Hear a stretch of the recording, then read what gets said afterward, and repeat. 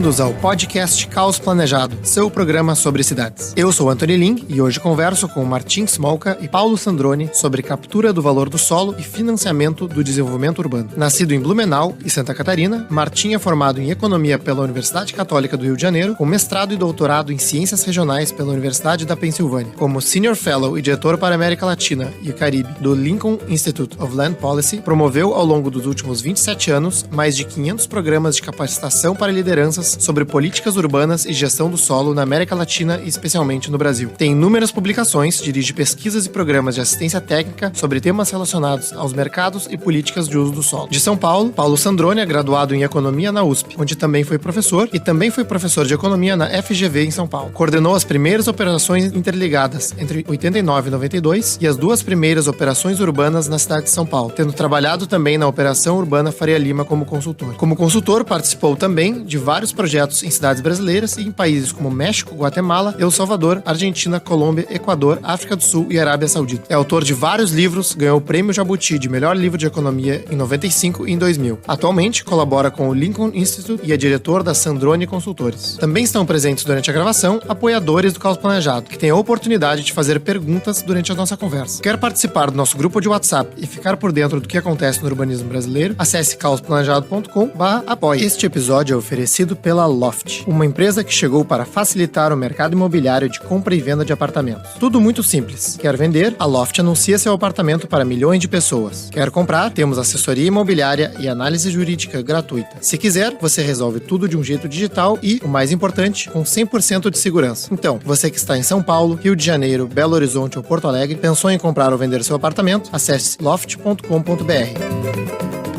Sejam muito bem-vindos, Paulo e Martim.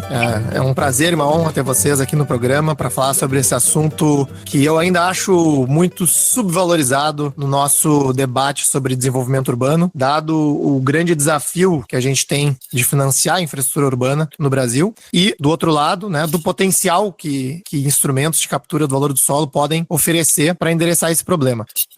Como primeira pergunta, fique à vontade, Paulo ou Martim, para responder, para contextualizar o público que está ouvindo, uma pergunta mais conceitual, né? Então, o que é a captura do valor do solo? A captura do valor do solo, a gente se refere em geral a outra expressão que é a recuperação de mais-valias em geral, porque a gente, basicamente, o valor do solo, ele é constituído essencialmente de mais-valias. Não tem um centavo no valor do solo de hoje, no preço de um terreno hoje, que não sejam mais-valias que se acumularam ao longo do tempo. O terreno começa com valor zero, algo acontece no seu redor, algo acontece fora desse terreno que vai valorizando esse terreno ao longo do tempo. Então, o preço da terra nada mais é que a acumulação de mais-valias ao longo do tempo, né?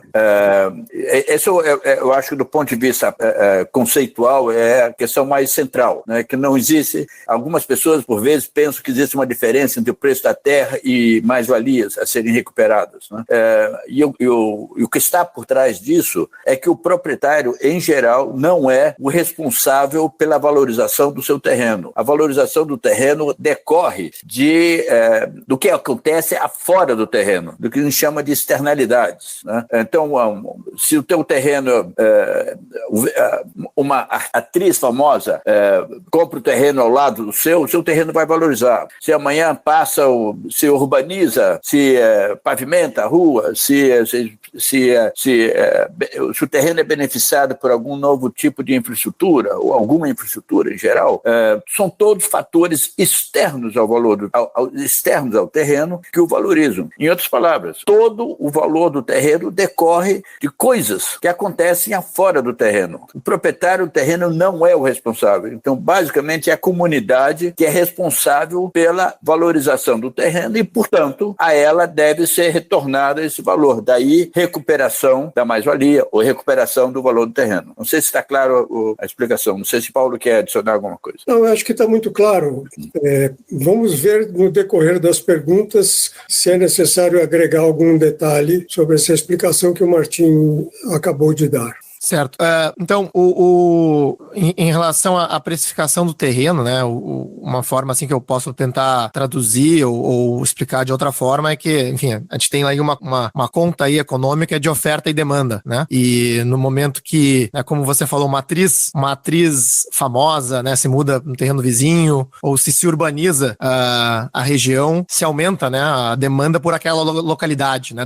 Daria para se traduzir dessa forma? De certa forma, sim. O que esse terreno se diferencia dos outros por ter uma qualidade a mais, um atributo adicional que o distingue dos outros. Se todos os terrenos tivessem exatamente os mesmos atributos, todos eles fossem urbanizados da mesma forma, todos eles tivessem a mesma acessibilidade a todos os atributos que a cidade oferece, o proprietário do terreno jamais receberia qualquer proposta de que alguém pague algo por esse terreno acima do que seria um outro terreno, porque o pagamento que se faz ao terreno é um pagamento sobre a diferença entre atributos. Alguém paga algo, oferece pagar algo, porque sabe que se não ocupar esse terreno, vai ter que ocupar um terreno de menor qualidade, com menos atributos.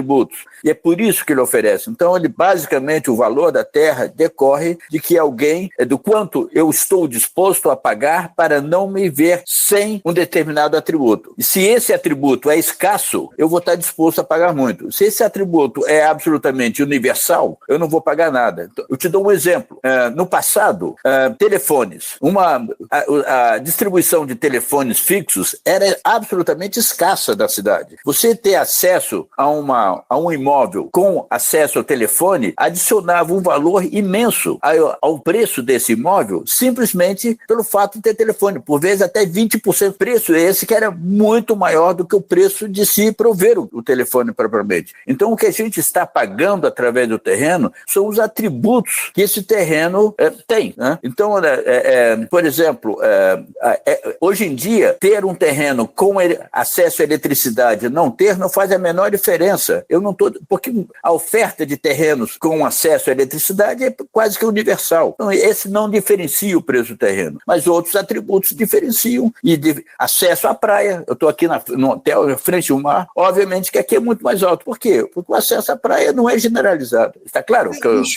Deixa eu agregar um elemento, mas uma concepção mais geral, que é a seguinte: as cidades, no nosso contexto latino-americano, mas também na África, na Ásia, elas têm um defeito. É como nossos filhos, né? Eles crescem, elas crescem. Nossos filhos crescem, as cidades crescem e terrenos cada vez mais distantes de onde você considera um centro, onde está ali a matriz, a igreja, a praça, o quartel, as casas pernambucanas, que isso é muito comum aqui no Brasil, né? A região central. Na medida em que você vai se distanciando, a preferência das pessoas é morar mais perto do centro. Mas, se a preferência é morar mais perto do centro, há uma disputa entre quem pode morar ali e quem vai ficar de fora. E, em geral, quem manda nisso é o poder de compra. E quem oferece um preço maior, leva. Por isso é que o preço dos terrenos tende a subir nos locais mais desejados pela demanda da população. Esse é um traço comum nas nossas cidades. Cidades que crescem ou cresceram tanto como São Paulo, que você tem periferias que ficam a cerca de 20 quilômetros do centro, é uma distância brutal, não é? Então, as populações mais pobres vão sempre indo viver nos lugares onde as terras são mais baratas, e elas são as terras da periferia. E isso vai fazendo com que as terras centrais fiquem cada vez mais caras. Os terrenos da propriedade, os felizardos que são proprietários desses terrenos, eles ganham na maciota, isto é, simplesmente pelo crescimento da cidade, a colocação de infraestrutura. Tudo isso vai fazendo com que os terrenos mais desejáveis se tornem mais caros e isso se reflete num preço maior que é apropriado pelos proprietários, até o momento em que se estabelece um critério, uma lei, ou uma fórmula, um instrumento para que esta valorização decorrente desse crescimento e da instalação da infraestrutura seja recuperado, que é algo que existe em algumas cidades brasileiras, especialmente em São Paulo. Né? Não, excelente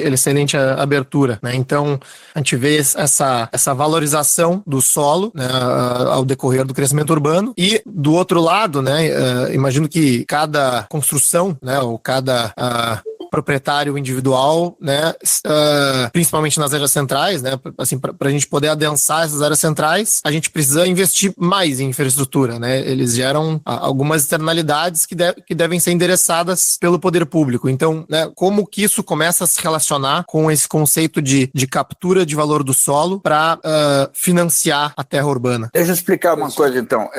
Para que você possa adensar em algum lugar, adicionar mais lotes, você tem que cada unidade habitacional, ela demanda água, demanda saneamento, demanda eletricidade, demanda acesso à internet, demanda vias de trânsito, de acesso ao transporte público, assim por diante. Todos esses atributos, eles suportam a maior densidade. Então, se você quiser passar de uma área que é ocupada por casas, amanhã você vai adensar, você tem que adicionar alguma infraestrutura que suporte esse maior adensamento. Quem é que paga por essa infraestrutura toda? A comunidade, através de seus impostos. Não é o proprietário de um terreno que vai ser adensado que paga pelo adicional do saneamento, adicional da água, adicional da via de transporte para suportar esse maior adensamento. É a comunidade. Daí essa ideia de que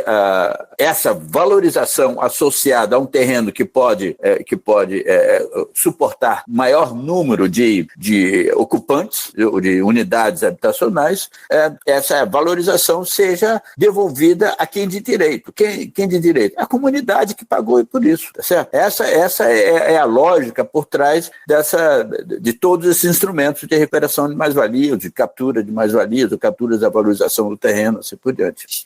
Isso que o Martim está dizendo é muito importante, porque há uma tendência entre as construtoras, incorporadoras, de construírem o máximo possível num terreno dado. Então, por exemplo, se o metro quadrado numa determinada localidade custa R$100 mil, como é o caso recente agora de um edifício que está sendo construído no Leblon, no Rio de Janeiro, mas aqui em São Paulo também temos exemplos disso. Quer dizer, eu pago R$100 mil o metro quadrado de terreno. Agora, o plano diretor e as leis de zoneamento me permitem construir aí 10 vezes o terreno. Então, em cada metro quadrado, eu construo 10 metros quadrados. E se eu vendo cada um desses metros quadrados construídos por R$100 mil, o preço do terreno em cada metro construído, diluído por esses 10, se transforma em R$10 mil, o que é bem razoável. Quer dizer, quanto mais eu consigo construir num metro quadrado, menos este terreno me custa no preço final que eu vendo aquilo que eu construí. Por isso que as construtoras sempre insistem em ter mais direitos de construir no mesmo terreno. Então, este é um elemento muito importante para a gente considerar, porque quanto mais você constrói, claro, mais pesa sobre a infraestrutura e então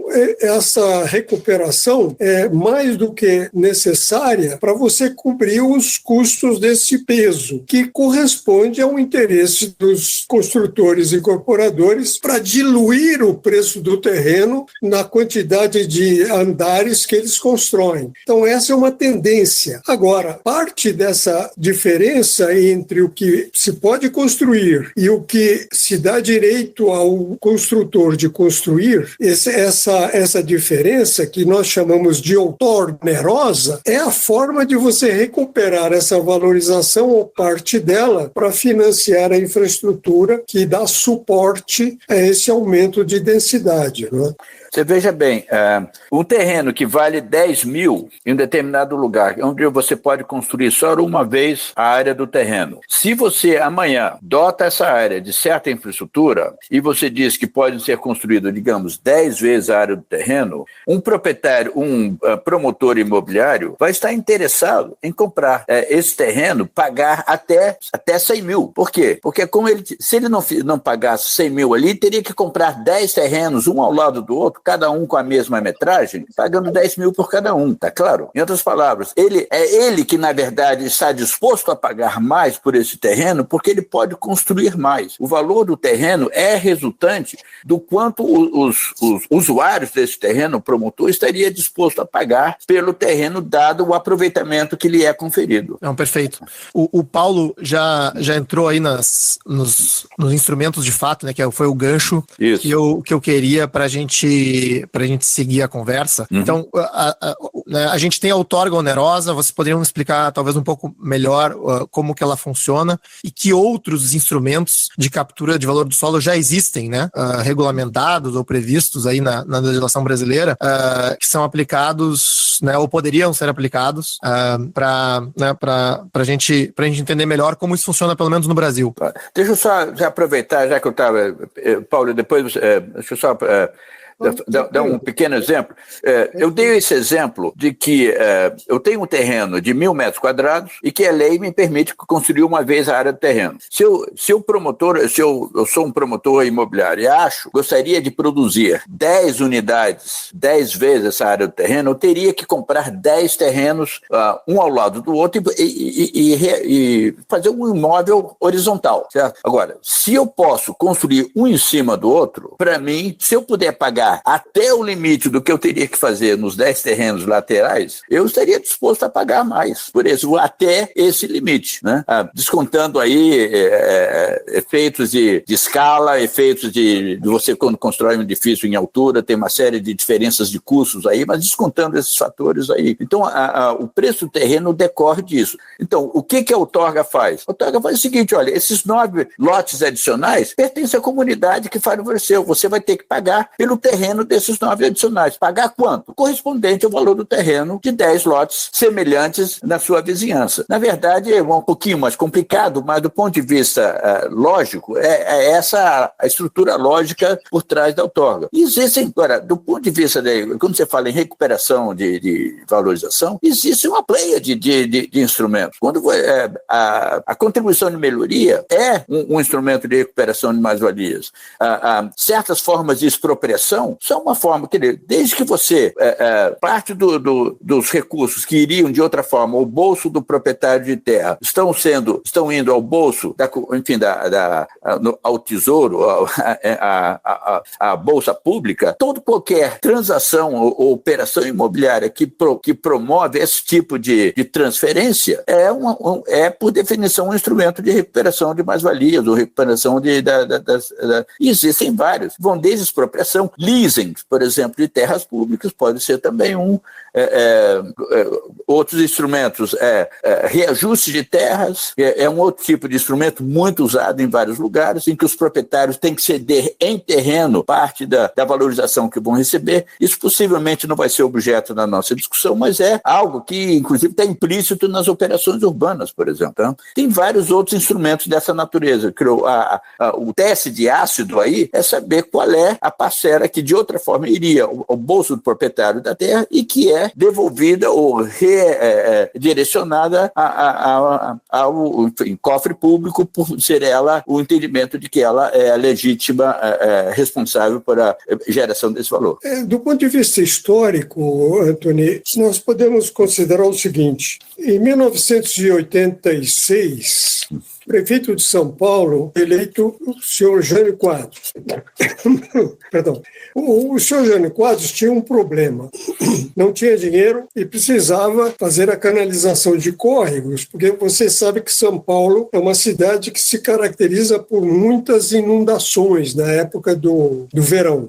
E como é que ele conseguiu, então, alguns empréstimos? Esses empréstimos foram condicionados ao seguinte: muito bem, eu lhe dou esse empréstimo, concedo o empréstimo, desde que você dê uma solução para quem está morando na beira dos córregos, favelados, por exemplo. Aí surgiu a lei chamada de operações interligadas em São Paulo, que providenciava a retirada dessas pessoas, mas brindando a elas casas populares. De onde saiu o dinheiro? Saiu dinheiro de terrenos bem localizados, onde o coeficiente de aproveitamento pelo zoneamento era 1 ou 2, por exemplo, mas o empreendedor queria ir até 4. Então ele fazia uma operação interligada. Muito bem, eu lhe dou o direito de você construir até 4 vezes a área do terreno, mas essa diferença você tem que me pagar em parte para que eu construa as habitações de interesse social para quem está saindo da área de risco das favelas. Isso começou em 1987 e durou até 1998. Elas foram consideradas inconstitucionais pelo Estado e não pela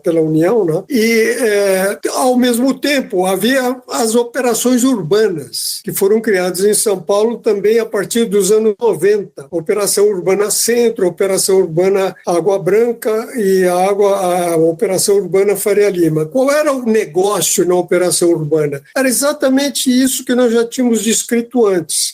Nessas operações urbanas, terrenos que tinham, por exemplo, coeficiente de aproveitamento 1 ou 2, que o proprietário ou o incorporador só podia construir 1 ou 2 vezes a área do terreno, se ele quisesse ir a 4, ele tinha que pagar a diferença. Claro que a valorização não era plena, quer dizer, ele não tinha que pagar o valor total dessa valorização pela fórmula estipulada, ele pagava uma parte substantiva também para construir habitações de interesse social, mas para obras também de infraestrutura. Isso das operações urbanas. Então, foi uma segunda maneira da outorga onerosa operar em São Paulo. E depois, em 2001, houve um grande passo adiante, que foi o Estatuto da Cidade. O Estatuto da Cidade permitiu em qualquer cidade brasileira, qualquer uma, utilizasse um menu de instrumentos impressionante, entre os quais o Martim já descreveu. E entre esses instrumentos estava um instrumento adicional, que eram os CEPACs, que eram os Certificados de Potencial Adicional de Construção, que é uma forma de obter a outorga onerosa. Mas neste plano de São Paulo de 2002, que incorporou esses elementos do Estatuto da Cidade, deu-se um gigantesco passo adiante. Qual foi ele? Se estabeleceu para a cidade de São Paulo um coeficiente básico, um direito de construir que todo proprietário teria. Na época foi fixado em 1 vez e 2 vezes, mas que se poderia ir até um máximo de 4. Então, imediatamente, a Prefeitura de São Paulo, através do seu novo plano plano diretor, se tornou uma proprietária virtual de cerca de 20 milhões de metros quadrados a serem adquiridos pelos investidores que tivessem interesse em ir até o máximo. Pagavam de acordo com uma fórmula. E no plano diretor de 2014 se radicalizou. Agora todo proprietário tem direito a construir 1 vez. Se quiser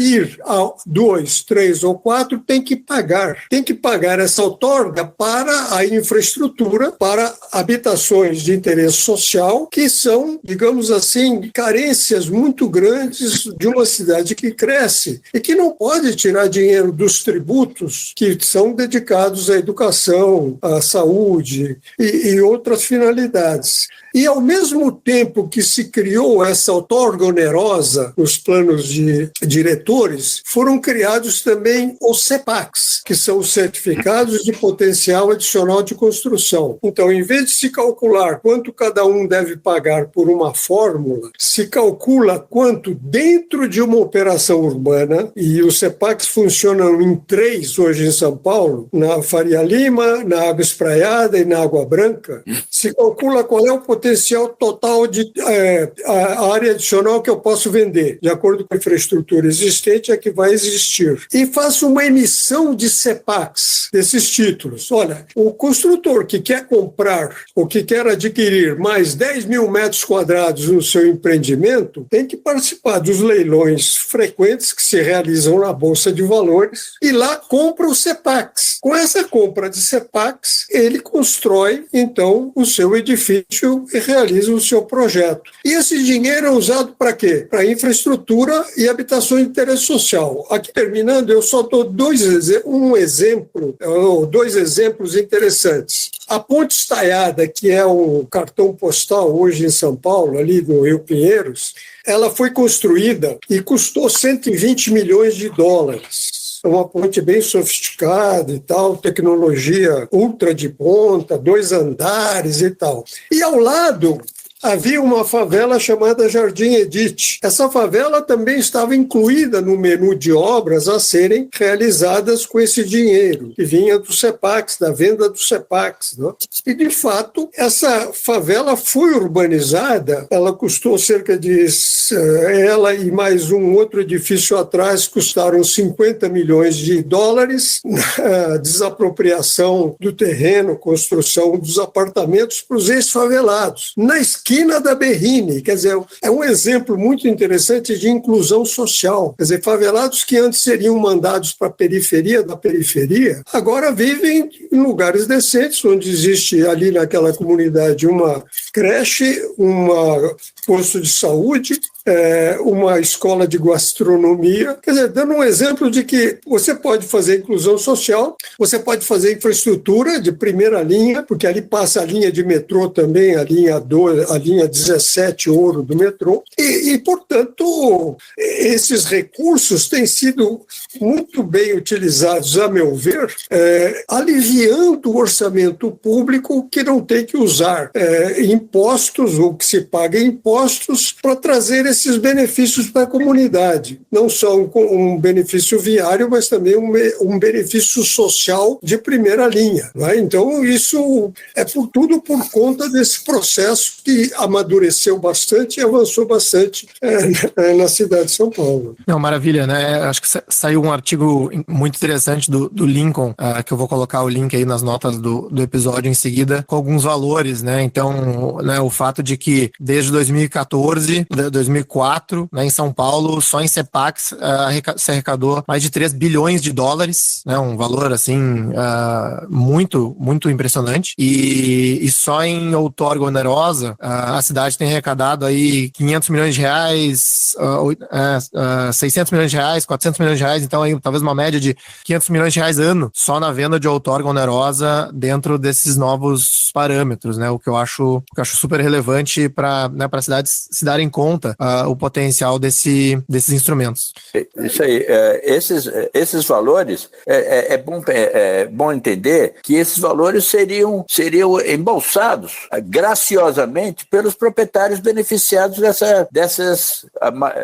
desse rezoneamento ou dessas obras públicas associadas a uma operação urbana. No passado, isso era feito dessa forma e ninguém cobrava nada. É como se você estivesse fazendo uma obra, enfim, uma operação do tipo da Faria Lima, e várias delas já aconteceram em várias cidades do Brasil no passado, que isso tudo era, como se diz em espanhol, regalado. Era um presente que se dava aos proprietários de terra. Isso, pelo menos uma parte significativa dessa valorização está sendo usada na própria urbanização. Né? Pelo menos está se aliviando parte do orçamento público que de outra forma estaria financiando isso tudo. Né? E ainda a gente está longe do que poderia, do potencial de recuperação desses valores. No caso, por exemplo, da outorga, que você mencionou aí, que está, na verdade, até mais do que isso, está mais de 100 milhões de dólares por ano, mesmo em anos de crise que a gente tem passado falado ultimamente, é bem mais do que isso já, esse valor ainda é uma fração do potencial que essas maiores edificabilidades poderiam estar capturando. A gente ainda está em processo, esses instrumentos ainda tem um longo caminho a caminhar, a fazer. Mas, Anthony, há uma ofensiva, agora tem sido cada vez mais frequente, declarações de pessoas dirigentes de associações de construtores, de eliminar a outorga onerosa. E isso nós precisamos ficar muito atentos, porque existe na cidade de São Paulo um outro instrumento chamado PIU, que é o Projeto de Intervenção Urbana, sendo discutidos na Câmara, e esses projetos entram, em um certo sentido, a contrapelo daquilo que tem sido feito até hoje. Então, há um problema complicado, a meu ver, de mudar os índices urbanísticos em áreas como ali na Vila Leopoldina, o Arco Pinheiros, e também a operação urbana, ou melhor, a intervenção urbana, o PIU, setor centro, no qual esses índices mudados, por exemplo, o aumento da capacidade construtiva em cada terreno, vai ser, se for como eles tivessem aprovado a lei, se tiverem aprovado a lei desse jeito, vai ser uma espécie de presente para os proprietários de terrenos, que não são pessoas que viviam ali desde sempre. São terrenos de grande porte, que eram antes indústrias, galpões e tal, e nas mãos de proprietários que hoje são construtoras e incorporadoras. Então, há um problema complicado aí que a gente precisa discutir e que, a meu ver, tem sido pouco, digamos, levantado nas publicações aí especializadas nesse tema, que é as grandes vantagens que esses proprietários vão ter se os PIUs forem aprovados da forma com que eles foram mandados para a Câmara, né? Então, eu estou um pouco preocupado com esses projetos de lei, e são vários que existem já em tramitação na Câmara em processo avançado de discussão e de votação. Né? Não, um comentário importante. Uma pergunta de follow-up em relação aos instrumentos existentes, né? Eu estava assistindo um vídeo do Martim hoje à tarde sobre instrumentos.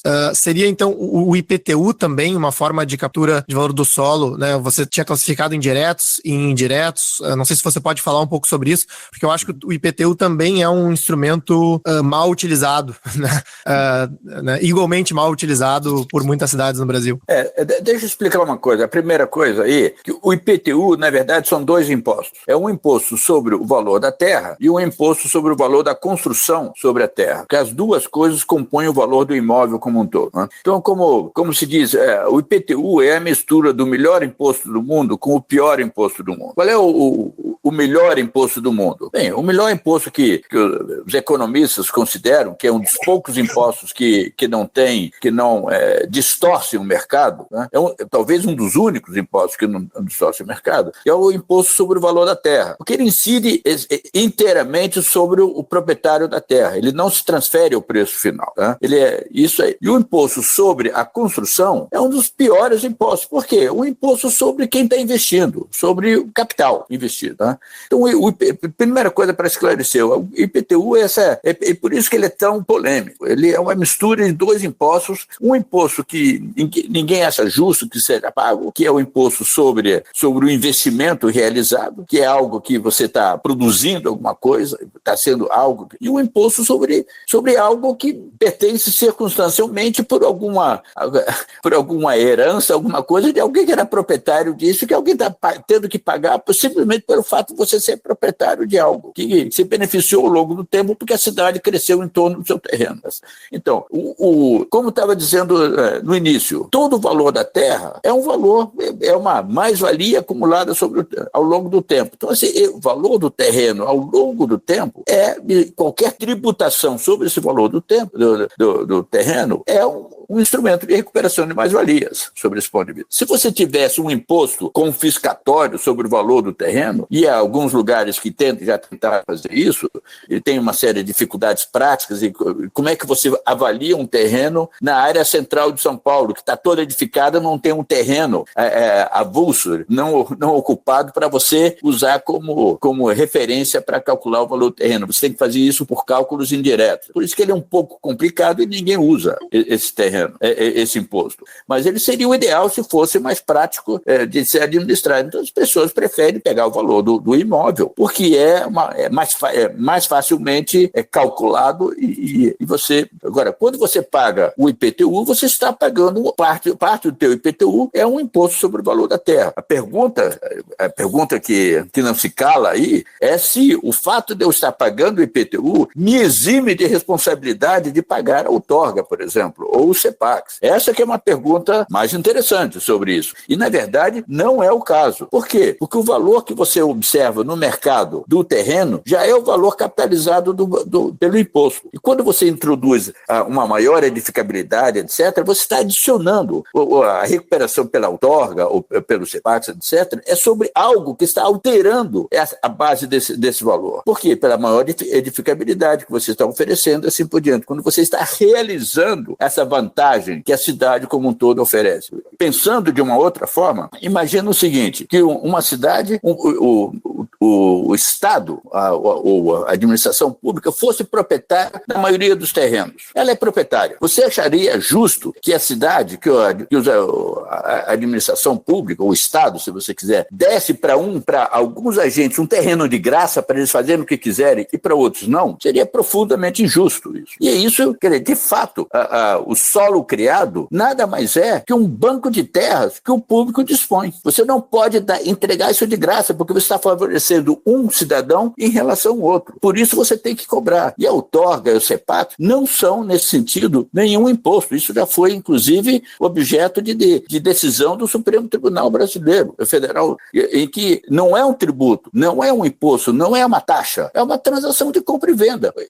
O público é proprietário dessa maior edificabilidade e quem quiser usar que pague. Nesse sentido, não há também nenhuma confusão com o IPTU nesse sentido. É uma transação de compra e venda no mercado. Você, depois de incorporar ao seu patrimônio esse direito, aí você vai pagar o imposto. Mas antes disso, não, você ainda não incorporou no seu patrimônio. Só quando o proprietário compra esse terreno adicional do público, pagando a outorga, ele vai incorporar o valor do seu patrimônio vai ser agora daquele terreno original, mais os 5 que você comprou do Estado. Agora, você vai pagar o IPTU como qualquer outro, como se você fosse proprietário de 5 terrenos. Por isso, não há sobreposição, e não há dupla tributação, ou não há bitributação, como nesse sentido, é claro. Eu acho muito importante isso que o Martim colocou, porque eu só posso lançar um imposto se eu reconheço que alguém é proprietário de algo. Então, o imposto é lançado sobre o proprietário de um imóvel. Agora, quando eu vendo direitos adicionais, aí trata-se de uma operação mercantil. Alguém que não tem, me compra. Então, são duas operações de fatos geradores totalmente diferentes e são separados. Agora, sobre esse assunto, existe uma tendência em que alguns prefeitos dizem, não vamos cobrar nenhuma outorga onerosa, vamos dar todos os direitos que esses incorporadores querem, porque aí eles constroem mais e no futuro isso vai render mais imposto sobre esses imóveis para a prefeitura. Eu já vi muito prefeito de grandes cidades dizer isso, e não foi nem no Brasil. Mas o que eu queria ressaltar é o seguinte, esse argumento é absolutamente falacioso, ou seja, não tem nenhum fundamento, porque se você olhar, especialmente para São Paulo, quais foram os distritos onde mais aumentou a arrecadação de IPTU, você vai ver que são aqueles distritos onde mais aumentou a arrecadação da outorga onerosa. E a ideia é muito simples, se eu construo onde existiu uma casa de 2 andares, num terreno muito maior do que aquele ocupado pela casa, mas eu construo ali um edifício de 20 andares, por metro quadrado de terreno, eu vou pagar muito mais imposto, porque são 20 andares pagando imposto. imposto, material de construção melhor, índices de obsolescência praticamente zero,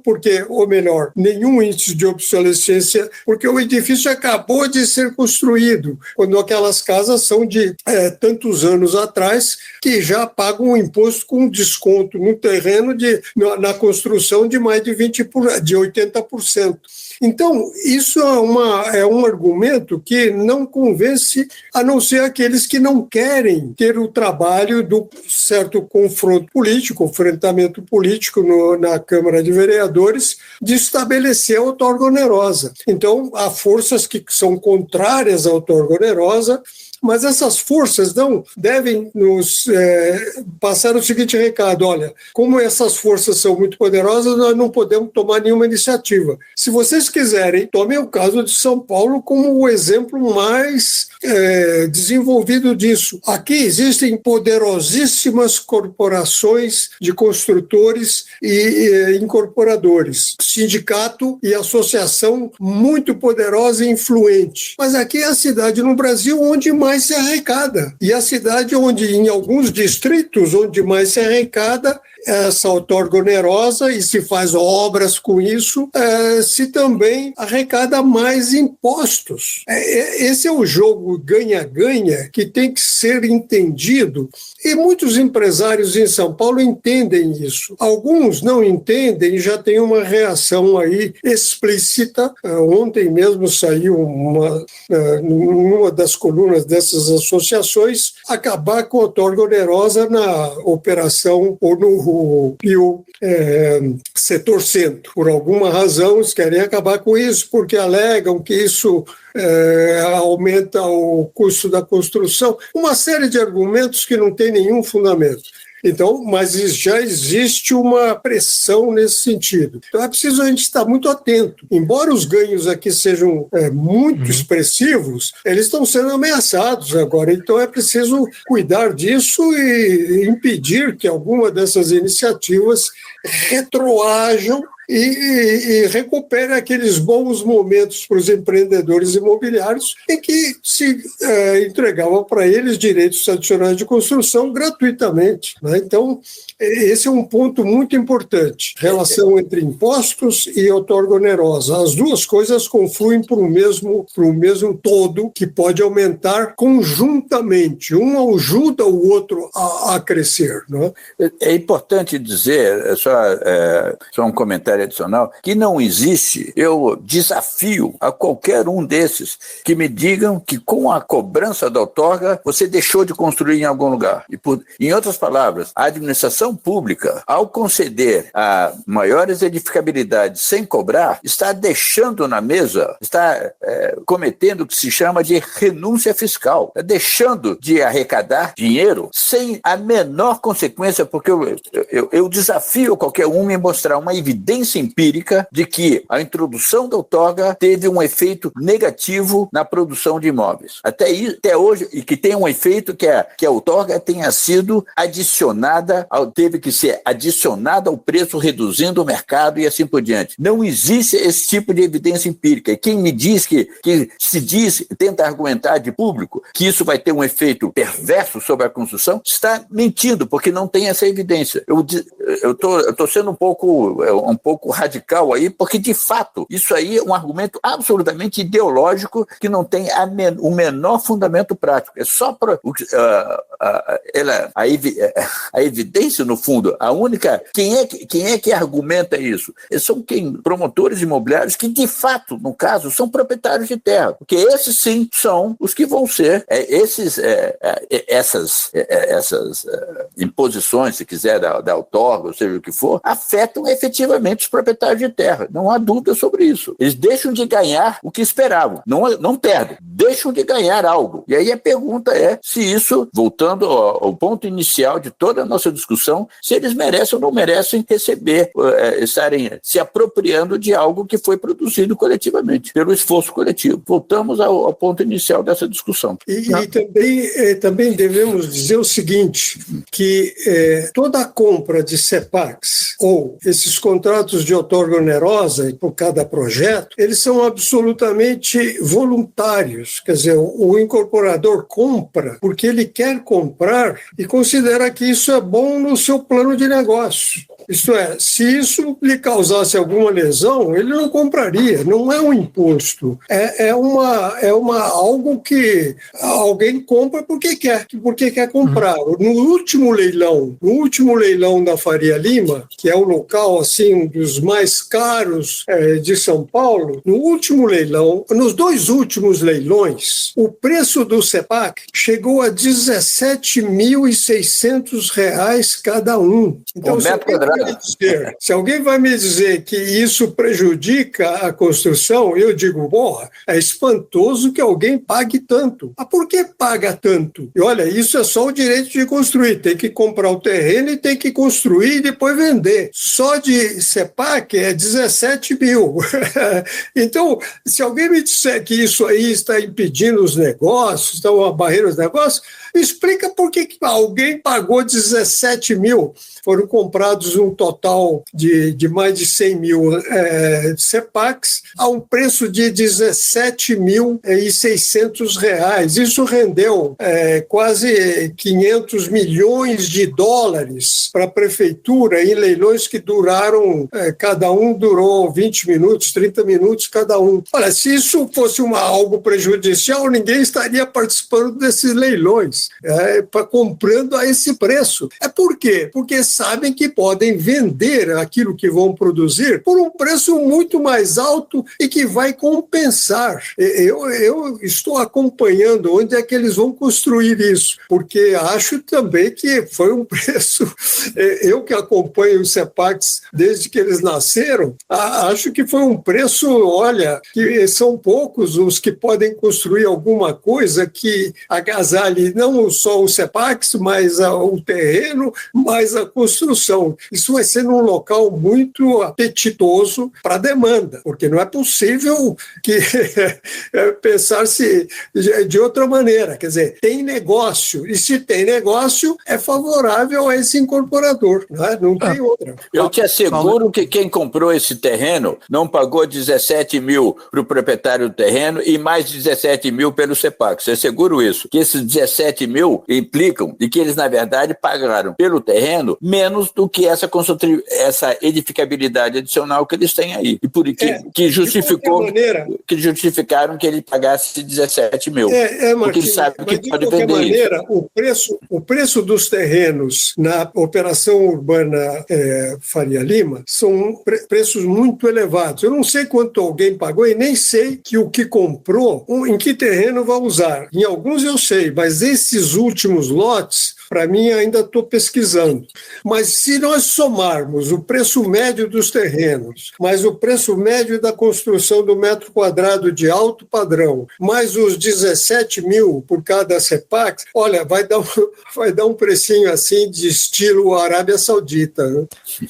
Paulo e Martim, só para a gente seguir na nossa pauta, ainda tem algumas perguntas que espero conseguir encaixar aí no nosso tempo. Mas enfim, só fazendo um breve comentário em relação a essa questão do IPTU versus a outorga, né, e das justificativas para sua utilização, né, eu particularmente vejo uma forma bastante pragmática do ponto de vista do executivo municipal, né. Então é fato dado de que será preciso um investimento gigantesco em infraestrutura e outro investimento na manutenção dessa infraestrutura ao longo do tempo, né. Então, qual medida melhor do que cobrar quando efetivamente se adensa, né, e se coloca as pessoas numa determinada localidade, então você cobra, né, e eu separo um pouco assim mentalmente, né, a outorga ou o CEPAC é como se fosse um CAPEX, né, ele está financiando o CAPEX da infraestrutura, é um valor pontual, né, na origem do adensamento, né, e o IPTU ele está custeando, digamos, o OPEX, né, é recorrente ao longo do tempo. Isso. E até comentando aí o Martim, ele justifica né, o próprio P, né, o predial, no caso, isso. Do fato de caro, o depreciando IPTU aquela tem que ser visto, ou pode ser visto, essencialmente como uma taxa de condomínio que você paga num prédio, para a manutenção da cidade. É o que o cidadão paga para a manutenção de todos os serviços que a cidade oferece. Então, isso aí, se paga isso na proporção do valor do seu imóvel, que poderia ser um outro tipo de... Já houveram em outros lugares tentativas de fazer outras bases. Em geral, não se encontrou ainda nenhuma outra base melhor do que essa para que o cidadão contribuísse para o custo de manutenção dessa cidade, né? Ao passo que esses instrumentos chamados de recuperação da valorização são instrumentos associados a gastos de capital, de investimentos, né? E eles, de fato, adicionam, no caso de São Paulo, eles respondem já a mais do que 10% do esforço que a cidade faz por investir na melhoria de infraestrutura e habitação social e assim por diante. Já é algo expressivo. É um valor que, se você não estivesse cobrando, é um dinheiro que você estaria deixando na mesa, seria irresponsavelmente, eu diria, do ponto de vista administrativo, renunciando sem nenhuma justificativa, considerando as necessidades, enfim, que a cidade tem por investir em infraestrutura e serviços, né? Então, deixa eu só, Anthony, agregar o seguinte: é preciso ficar claro que o IPTU, o Imposto Predial, é para manutenção da cidade. Isso. É manutenção. O outro é uma venda de um potencial construtivo que você faz, como dizem lá no Ceará, once and for all. Quer dizer, once and for all. Quer dizer, você faz de uma vez por todas. Você não pode ficar vendendo todo ano a mesma coisa. Agora, o imposto você cobra todo ano para manter, para que a cidade se mantenha. É outra natureza, é outro fato gerador. Então, essas duas coisas têm que ficar separadas, embora uma possa auxiliar o aumento da arrecadação da outra. E como faz mesmo, como provoca essa maior arrecadação, né? Então, eu queria fazer uma provocação para vocês em relação a isso, né? Então, considerando que mecanismos como a outorga ou como o CEPAC, né, eles estão, de certa forma, capturando as externalidades geradas pelos empreendimentos, né? E considerando também aí que a gente tenha um mecanismo adequado de precificação, como um leilão, né, que a gente está extraindo aí talvez o máximo, né, que o mercado estaria disponível a pagar. Por que a gente tem limites nos coeficientes máximos dos nossos planos diretores, né? Ou por que esses limites não são, digamos assim, muito maiores do que hoje são estabelecidos, né? Porque para mim parece que a gente deixa, o poder público tá deixando alguma coisa na mesa, né? Quando limita demasiadamente os potenciais mais ou menos via outorga, né? Mais ou menos. Imagina se você permitisse amanhã que se construísse um edifício numa área já bastante densa da cidade, um edifício de 300 andares, com toda a carga que esse edifício vai provocar, por exemplo, todo dia de manhã as pessoas residentes neles tiram o seu carro da garagem e metem um carro na rua. O que você é? Em alguns lugares você não vai conseguir nem tirar o carro da garagem, do congestionamento que você está provocando. Então, para poder receber um edifício dessa escala, você teria que alargar as ruas, você teria que prover outro tipo de transporte, você teria que estender a rede de água, e são todos esses investimentos, a maior parte desses investimentos são investimentos, em geral, associados ao tipo de aproveitamento que as áreas têm. Então, isso quer dizer o seguinte, que quando você realiza um investimento, por exemplo, em saneamento, etc., até você poder refazer esse investimento para poder acomodar um novo ciclo de investimento nessa área, é muito dinheiro. Eu te dou um exemplo. Aqui no caso, eu estou aqui em Ipanema, e temos um caso aqui, nos anos 70, foi construído o emissário submarino. O emissário submarino custou os tubos na época. Por quê? Porque teve que readaptar, atualizar um sistema de provisão de saneamento que estava já provocando custos brutais do ponto de vista higiênicos, inclusive, ou sanitários para a cidade, para poder absorver a carga que Copacabana, Ipanema, enfim, a Zona Sul e outras áreas da cidade já estavam incidindo sobre esse serviço. Então, eu não poderia jamais autorizar em Copacabana a triplicar o volume, por exemplo, só para usar um exemplo como o seu, triplicar a densidade nessa cidade sem um investimento pesado em infraestrutura e serviços. isso. Só fazendo um follow-up, né? Primeiro, assim, o custo, aí uma pergunta mesmo, né? O custo de infraestrutura não seria maior se fosse um crescimento horizontal, né? Em termos de ruas e de saneamento? O padrão de ocupação horizontal, que hoje em dia os economistas urbanos questionam tanto, porque isso já está acontecendo no mundo inteiro, que as cidades estão crescendo mais horizontalmente do que a população relativamente. Tá? A taxa de crescimento da expansão geográfica é maior do que da população, o que é um padrão de crescimento extremamente perverso do ponto de vista do custo público disso. E por que isso? Porque as áreas velhas é muito mais caro você investir que nas áreas novas. Então, de fato, você tem aí um sistema de quase que de subsídio indireto ou escondido do centro para a periferia, que está produzindo esse tipo de padrão de ocupação que é caríssimo do ponto de vista social. Né? E isso aí, eu te dou um exemplo, hoje em dia eu resido em Boston. Em Boston foi produzido eles tiveram que como se diz, enterrar uma via expressa que atravessava a cidade, parecida com um mergulhão aqui no Rio de Janeiro, que foi orçado originalmente em praticamente 2,3 bilhões de dólares e terminou em 13, só para você ter ideia, 13 bilhões de dólares para uma obra dessa, uma das obras mais caras realizadas numa cidade dessa escala nos Estados Unidos, né? Para poder o quê? Revitalizar toda uma área já existente. Isso aí tem custos brutais. Quem pagou por isso? A coletividade. São custos brutais que o maior adensamento vai... Você acha que esse custo foi absorvido pelos maiores valores apropriados de todos os edifícios ao longo disso? Não foi. Isso aí foi um custo adicional. A minha pergunta era exatamente essa, né? Puxa, se, sei lá, alguém tá, né? Mesmo se a gente for, digamos, vamos construir com uma densidade muito maior numa região central, né? As pessoas que estariam ali, se não fosse essa obra, elas estariam em algum outro lugar um pouco mais distante, né? E aí a minha provocação é essa. Bom, esses custos talvez sejam maiores em lugares mais distantes, né? E mediante o pagamento da outorga, né?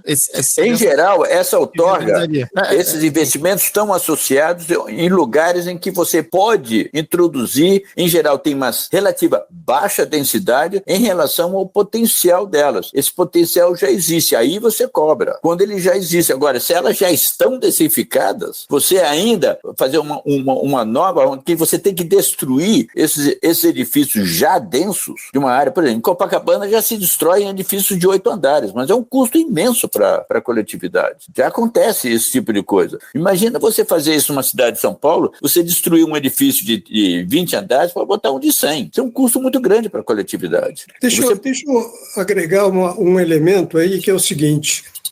Em determinado ponto da cidade, não é compensador derrubar um edifício de 5, 6 andares para utilizar o terreno no edifício de 10, porque o valor remanescente nesse edifício que vai ser derrubado é muito alto comparado com aquilo que se tem que pagar pelo terreno, porque é isso que se quer. Agora, em matéria de densidade, é preciso ver o seguinte: quando uma cidade cresce, normalmente ela se esparrama, ou seja, terrenos mais distantes vão sendo ocupados. Isso significa que os serviços públicos para o atendimento dessas pessoas brindados, na sua produção, cada unidade adicional custa mais do que a anterior.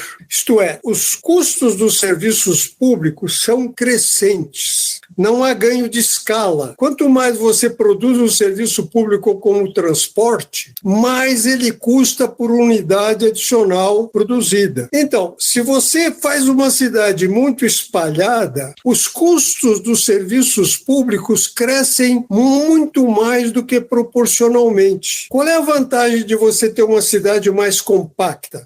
É que os custos na horizontal são públicos. Transporte, por exemplo. É mais caro transportar alguém de 15 quilômetros de distância do que de 10. Outra coisa é saber quem paga, mas o custo é maior. Aí o Estado tem que dar um subsídio, porque ninguém pode pagar essa tarifa. Agora, os custos na vertical são privados. Por exemplo, aquilo que seria um custo do transporte na horizontal é um custo do elevador, que quem paga são os condôminos. privados. O custo da levar a água para a periferia é público. Agora, o custo de você levar a água até a caixa lá no alto do edifício é a bomba que é utilizada pelo condomínio. Iluminação, segurança.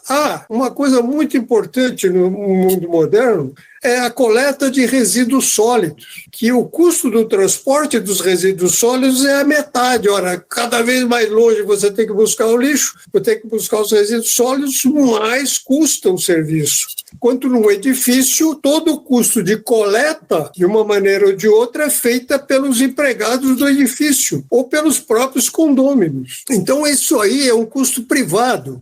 Então, a cidade compacta tem essa outra vantagem. Você evita o aumento dos custos públicos e parte desses custos tornam-se custos privados. Essa outra vantagem de uma cidade compacta, não? É claro que não é uma cidade onde você dobra o edifício que já tem 20 andares. Isso não é factível e nem derruba esses edifícios. É cidades onde a densidade em algumas áreas ainda próximas do centro é uma densidade baixa e você aumenta muito a densidade aí, como é o caso, por exemplo, nas operações urbanas em São Paulo.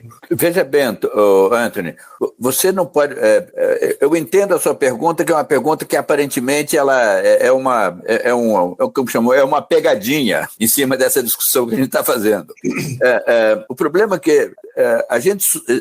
nessa argumentação tem sugerido que a densidade paga-se pela valorização todo o suporte de uma maior densidade é paga pela própria valorização dos terrenos que são adensados, né? Que seria como se fosse, a gente fechasse um pouco ali. Na verdade, paga-se até mais. Por exemplo, o CEPAX, a outorga, ela na verdade corresponde a um recurso muito maior do que de fato a infraestrutura custou.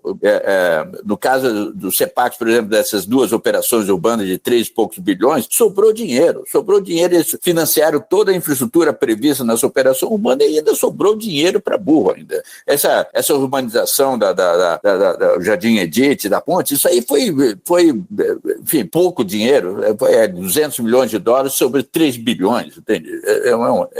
Agora, a questão é que tem um edifício de 100 andares, onde já está muito denso, e achar que eu posso fazer uma infraestrutura que é dimensionada só para esse edifício. Essas infraestruturas são investimentos que são caracterizados por imensas invisibilidades para poderem ser precificadas dessa forma.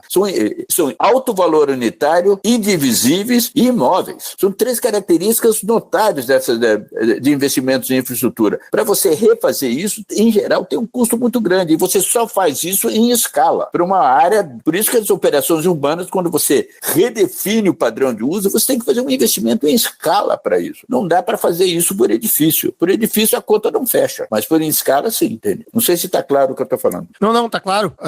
Enfim, eu entendi, né? Eu acho que talvez tenha aí, enfim, tentando, né, chegar num meio termo, talvez tenha aí alguma oportunidade de aumentar um pouco ainda, mas, né, talvez não, né, permitindo algum caso idiosincrático como esse, né? Mas entendi perfeitamente a argumentação de vocês. Em Nova York, por exemplo, se negocia maiores edificabilidades na margem, desde que o beneficiário pague o custo adicional que ele está provocando para a cidade.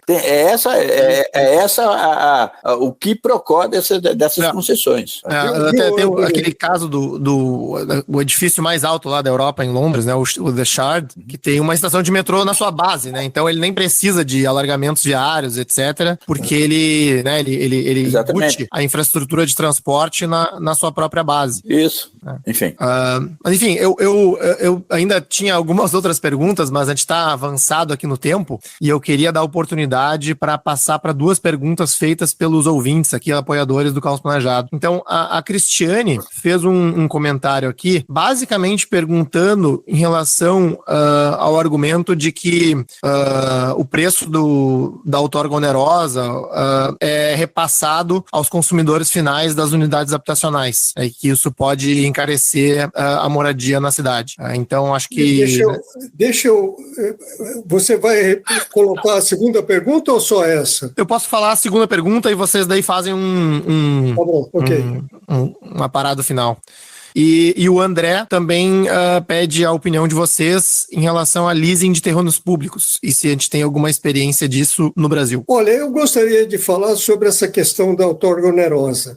Não tem nenhum sentido argumentar que isso encarece qualquer coisa. Por quê? Eu já examinei mais de 3.000 projetos de outorga onerosa e a grande maioria deles, mas a imensa maioria, paga por metro quadrado adicional menos, vejam bem, menos do que o valor daquele metro quadrado registrado na planta genérica de valores, que por sua vez é inferior ao preço de mercado. Então, por que o incorporador compra?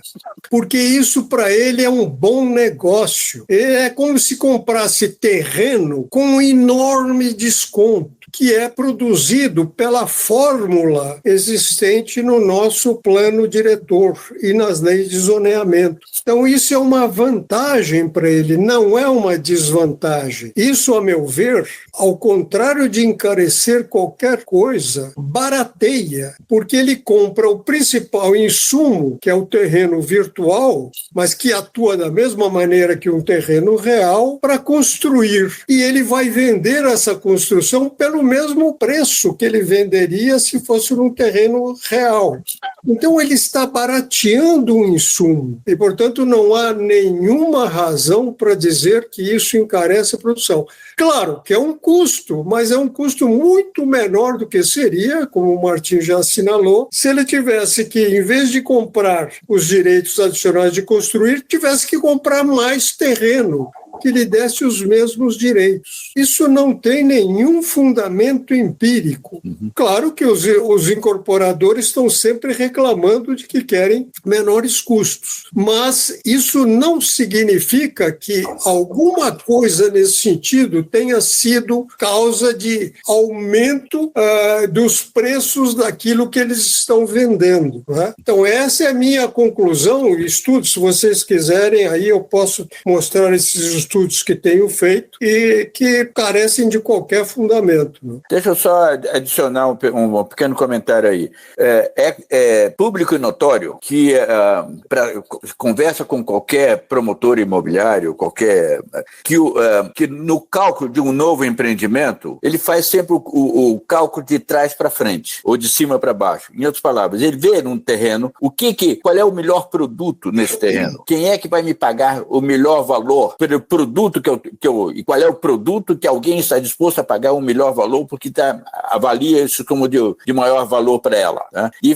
desse produto ele vai fazer, bem, quanto eu vou ter que pagar de custo de construção e assim por diante, planejamento, financiamento, etc. E o resíduo é o quanto eu posso oferecer pelo terreno. O cálculo é feito de cima para baixo. Não sei se está entendendo. Isso aí é prática notória de qualquer empreendedor imobiliário, né? Então, esse preço, esse produto e o preço é um dado para ele. E o que é conhecido no ramo da imobiliário como a chamada doutrina do maior e melhor uso. Que quando você toma um terreno que você tem, um imóvel que você tem, entrega isso para uma imobiliária, para uma empresa dessa de avaliações, para fazer o cálculo de quanto vale o seu imóvel. O que ele vai fazer? Como é que essa avaliação é feita? Bem, o que eu posso fazer com esse terreno que vai me gerar o maior valor possível? E ele vai pegar o melhor uso possível e quem pode pagar mais pelo valor, por esse melhor uso possível. Isso aí é o que ele chama, voltando àquela fórmula original do que a gente explicou no início dessa discussão, que o preço do terreno, ele é, na verdade, obtido pelo quanto eu estou disposto a pagar por algo que eu não posso ficar sem ele. Então, esse preço já está dado pelo uso que eu vou dar pelo terreno, que é o melhor uso possível dado essa localidade, por exemplo, tá? Então, para o empreendedor imobiliário, esse é um dado para ele, o que ele pode fazer com o terreno. E ele não tem. Eu te asseguro que qualquer empreendedor imobiliário não tem vocação para Madre Teresa, de conceder algo de graça para ninguém. Ele vai cobrar sempre o maior valor possível que ele pode pelo produto dele. Se uma determinada localização, o melhor produto é um edifício de tantos andares, com apartamento de 2 quartos para uma classe média tipo B2, ele vai produzir esse edifício porque é o melhor produto que vai lhe render o maior valor possível. E esse produto, com ou sem outorga, ele é o mesmo. Com outorga, ele vai falar, olha, se eu tenho que pagar agora a outorga, considerando que o preço preço final já me é dado, eu vou ter que tirar isso do terreno, não tem outro lugar que eu possa tirar isso. Então, a outorga, etc., ela não incide sobre o preço final, não tem como ser transferida ao preço final, exatamente porque o terreno, a formação de preço de um terreno é diferente da produção do preço de uma garrafa d'água, ou do papel, da lapiseira, que é algo que é produzido. O terreno já existe. Ele, na verdade, o preço dele é definido pelo que se pode fazer pelo terreno. O terreno em si mesmo não tem valor nenhum. O valor dele é gerado pelo que se pode fazer e quantas pessoas estão dispostas a pagar em diferentes lugares, pelos melhores produtos que se podem ser feitos. E o empresário imobiliário sabe isso muito bem. Ele faz as contas exatamente considerando esse melhor e maior valor que o terreno do que o imóvel lhe confere, é claro. Só esclarecendo, né, que a Cristiane mandou essa pergunta se referindo justamente a alguns argumentos que incorporadores imobiliários fazem em relação ao outorga em algumas discussões de planos diretores. Anthony, só uma informação. Eu já pedi a vários deles que me mostrassem a memória de cálculo.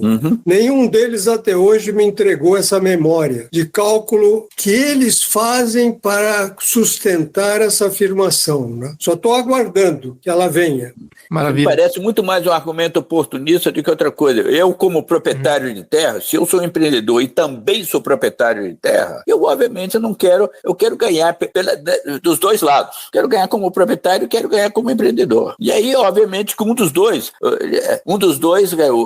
outorga, etc., é algo que incide sobre o valor que o proprietário recebe, mas não do empreendedor imobiliário, porque é ele que faz as contas para baixo. Agora, se ele quer ganhar dos dois lados, aí vai complicar. Ele não está falando para você como um empreendedor, como um agente que produz algo para a sociedade. Ele está falando aí como um rentista, alguém que se beneficia de algo que é produzido por terceiros, é claro. Martim, Paulo, se vocês puderem comentar a última pergunta, a do André, em relação a leasing de terrenos públicos, isso acontece no Brasil? Olha, eu não tenho muito conhecimento disso como uma forma generalizada. Eu não sei qual seria o sentido disso, fazer um leasing. Pode ser um instrumento, mas eu não tenho assim um conhecimento de casos e que pudesse fazer um comentário. Brasília seria um caso que poderia se pensar que poderia ter sido feito leasing com terra e não foi. A Terra Cap era proprietária de toda a área de onde foi construída a cidade e supostamente a cidade vive, os investimentos foram, ao invés de um leasing, o que se fez foi a venda. Você sustenta, por exemplo, uma universidade, a Universidade de Brasília, supostamente, do ponto de vista estatutário, aparentemente, ela é financiada, todo o investimento de capital foi feito com a venda de terrenos pela Terra Cap, por exemplo. Agora, lá eles resolveram vender, mas o leasing a gente sabe que existe na Holanda, existe em Hong Kong, existem vários outros lugares em que se decide, ao invés de vender, na China, por exemplo, a maior parte dos terrenos ainda são feitos em leasing, mas com valores que se aproximam ao valor do terreno, praticamente, o preço de mercado do terreno. E se cobra IPTU, diga-se de passagem. Olha, tem um caso que talvez se aproxime um pouco do leasing, que foi a Avenida Presidente Vargas. Quando se fez a expropriação para a construção da Avenida Presidente Vargas, grande parte dos terrenos ao longo da Presidente Vargas era de propriedade da Paróquia de Santa Rita. E a Paróquia de Santa Rita negociou na época com Getúlio Vargas, né, enfim, que queria comprar esses terrenos todos para fazer a Avenida Presidente Vargas, e eu pároco local falo, não precisa me comprar essas terras, não. Faz o seguinte, você me paga um percentual dos aluguéis de todos os imóveis ao longo da Presidente Vargas. É a paróquia mais rica do Rio de Janeiro, disparado hoje em dia. Por essa pequena... O leasing tem sendo feito na hora certa pelos critérios adequados, ela pode gerar bastante valores, se você domina isso. Né? Mas, enfim, essa é uma anedota, no fundo, né? Mas é uma anedota que me parece bastante apropriada para se entender o valor do leasing. Né? Agora, o problema do leasing é que tem uma taxa do ponto de vista da administração, tem um custo de administração alto. Então, as cidades têm que, por exemplo, na Holanda, quando você aplica o leasing lá se faz periodicamente ele é atualizado e é de cada 5 anos, e a cada 25 anos, por exemplo, em Roterdã, você revê o contrato de leasing. Isso aí tem um custo bastante alto. Você poderia pensar em leasing, outras formas de leasing, como as enfiteuses, porque teoricamente você está cobrando aí toda vez que você realiza uma transação com esses imóveis, por exemplo, que eles tecnicamente são, como a Copacabana, tecnicamente as pessoas não são proprietárias. Eles pagam o aforamento dessas terras, né? São terras públicas, a rigor, né? Enfim. Não, maravilha, Martim, Paulo, né? Foi um grande prazer conversar com vocês, né? Acho que o tema é rico, né? Daria pra gente ficar horas e horas entrando em exemplos e discutindo conceitos aqui sobre isso, mas a gente já extrapolou um pouco o tempo do episódio, e eu queria agradecer vocês mais uma vez pela participação e, enfim, deixar a oportunidade para comentários finais, esclarecimentos agora para a gente fechar o episódio. Bem, agradecer a oportunidade de poder expor essas ideias aí. A gente sabe que essas ideias não são triviais, não são coisas que muitas delas desafiam um pouco o senso comum, né? Tem a chamada sabedoria convencional sobre essas coisas, nem sempre condiz com o que a ciência ou a economia urbana, se quiser, teria a dizer sobre muitos desses movimentos, muito dessas relações que a gente está discutindo aqui. Isso realmente não são coisas, nem sempre são facilmente compreensíveis. A gente tentando usar simplesmente a intuição, nem sempre você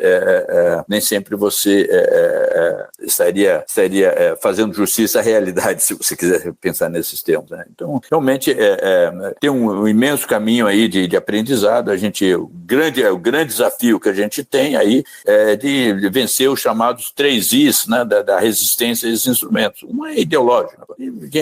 Isso aí é uma forma de intervenção no mercado, e para muitos agentes, qualquer forma de intervenção no mercado é algo inaceitável, é ideológico. Segundo, é interesse. Grande parte das reações a isso são de proprietários de terra.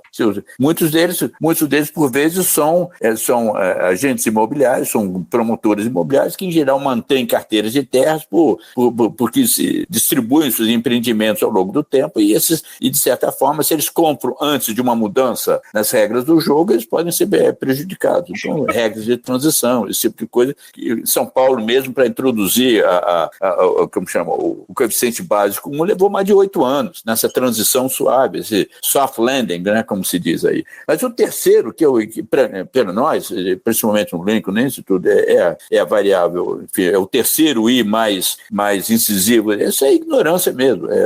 Pessoas que reagem e argumentam ignorando os fundamentos do que estão dizendo. E aí, isso aí, o único jeito é educação, não tem outra.